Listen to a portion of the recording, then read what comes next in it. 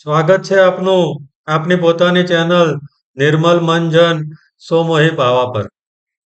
દત્તાત્રેય ત્રિમૂર્તિનું સાહજિક એકત્વ, બ્રહ્મા વિષ્ણુ અને શિવનો એક રૂપ અવતાર. આજે આપણે તેમની જન્મકથા, તેમના તત્વ અને દત્ત જયંતીનો સાચો અર્થ સમજીશું. અત્રિ ઋષિ બહુ તપસ્વી, પવિત્ર અને અદ્વિતીય હતા. તેમની પત્ની સતી અનસૂયા. અનસૂયાનું પાતિવ્રત્ય એવું શક્તિશાળી કે તેમની સુવાસને દેવતાઓ પણ નમતા. એક દિવસ માતા પાર્વતી, લક્ષ્મી અને સરસ્વતીજી પાતિવ્રત્ય ધર્મની પોતાની વાતો કરી રહ્યા હતા. તે વખતે નારદજી ત્યાં પધાર્યા અને તેમણે કહ્યું કે તમારા કરતો પણ જો કોઈ મોટી પતિવ્રતા સ્ત્રી હોય તો એ સતી અનસૂયા છે. આ સાંભળી ત્રણેય દેવીઓને માઠું લાગ્યું. તેમણે તેમના પતિ બ્રહ્મા, વિષ્ણુ અને શિવને તેમની પરીક્ષા લેવા માટેનું કહ્યું. તેઓ પહેલા તો ન માન્યા, પણ પત્ની હઠ હેઠળ પોતાના હથિયાર હેઠા મૂકી ઋષિનું રૂપ ધારણ કરી એક દિવસ ઋષિ અત્રિ આશ્રમમાંથી બહાર હતા. માતા અનસૂયા ઘરે એકલા હતા, આશ્રમમાં એકલા હતા. તે વખતે બ્રહ્મા, વિષ્ણુ અને મહેશ એ ઋષિનું સ્વરૂપ લઈ અને ભિક્ષા માંગવા માટે આવ્યા. માતા અનસૂયાને કહ્યું, ભિક્ષાન દેહી માતા.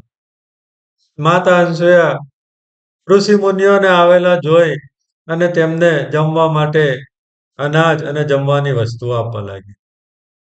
આ વાત સાંભળી અને ત્રણેય મુનિઓ બોલ્યા કે હે દેવી, જો તમારે અમને જમાડવા હોય તો અમારું વ્રત છે કે અમે કોઈ વસ્ત્ર પહેરેલા વ્યક્તિના હાથનું ભોજન જમતા નથી. તમે નિર્વસ્ત્ર થઈ અને અમને જમાડો તો અમે જમીશું. આ વાત સાંભળી માતા અનસૂયાને લાગ્યું કે આ તો એમના પતિવ્રતા ધર્મનો ભંગ થશે. સાથે આવેલા અતિથિને જો ભોજન ન આપું તો તેમનો તિરસ્કાર થશે. એમ જાણી આંખો બંધ કરી અને જોયું તો એમના પાતિવ્રત્ય ધર્મના પ્રતાપથી એ ત્રિદેવને ઓળખી ગયા. એટલે તરત જ હાથમાં એક ચમચી જળ લીધું અને જળથી લઈ અને ત્રણેયની પર છોટ્યું તો બ્રહ્મા, વિષ્ણુ ને મહેશ એ ત્રણેય 6 મહિનાના નાના બાળક બની ગયા. તે બાળકને માતારૂપી પ્રેમ માતા અનસૂયાએ આપી અને તેમને સ્તનપાન કરાવ્યું. તેમને ભોજન કરાવ્યું અને એક પારણાની અંદર એ ત્રણેયને સુવાડી દીધા. આ બાજુ ત્રણેય દેવીઓ એમને ખોરતી ખોરતી પોતાના પતિને ખોરતી ખોરતી આવી તો ત્રણેય દેવતાઓ પારણામાં ઝૂલે છે. માતા અનસૂયાને પ્રાર્થના કરે છે તો માતા અનસૂયા કે તમારા જે હોય એને તમે લઈ જાઓ. ત્રણેય દેવીઓ જ્યાં ઉપાડે છે તો એકબીજાને અલગ અલગ દેવતાઓને ઉપાડે છે.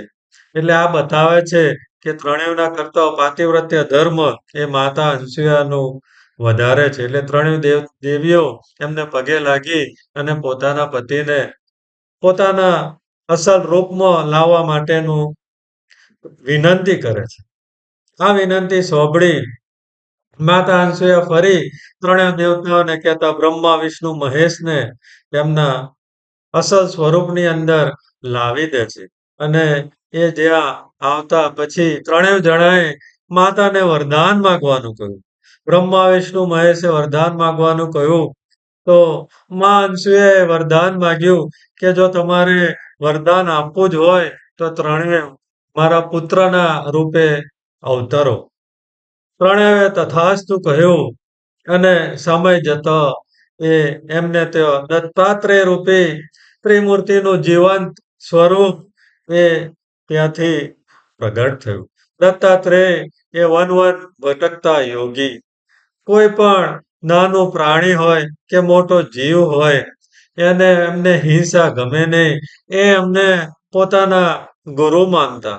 સર્વમાં દત્ત તત્વને જ માનતા.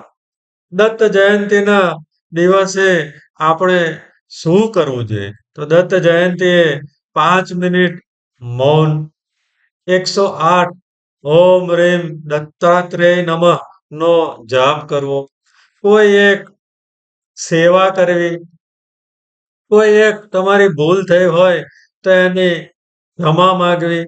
મનના અહંકાર થયો હોય તો એ અહંકારનો નાશ કરવો.